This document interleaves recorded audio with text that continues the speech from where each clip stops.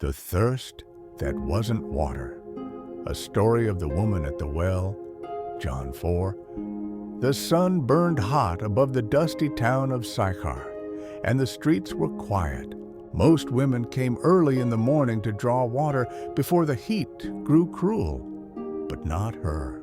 She came when the sun was highest, when no one would be there to judge her with whispered words and knowing eyes. Her jar was heavy on her shoulder, but not as heavy as the shame she carried inside her. 5 husbands, a 6th man who wasn't her husband. The stories followed her like shadows.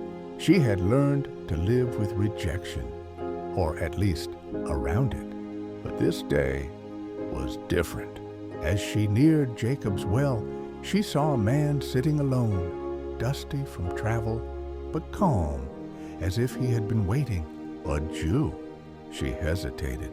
Jews didn't speak to Samaritans, let alone Samaritan women. She lowered her gaze and approached quietly. "Give me a drink," the man said.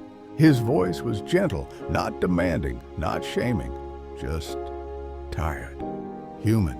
"How is it," she replied cautiously, "that you, a Jew, ask me, a Samaritan woman, for a drink?" He smiled, but his eyes held something deeper than amusement.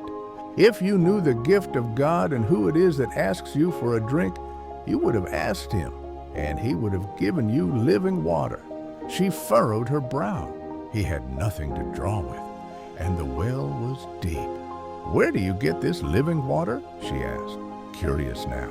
"Are you greater than our father Jacob, who gave us this well?"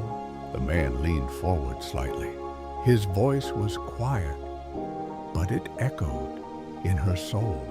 "Everyone who drinks this water will be thirsty again, but whoever drinks the water I give will never thirst.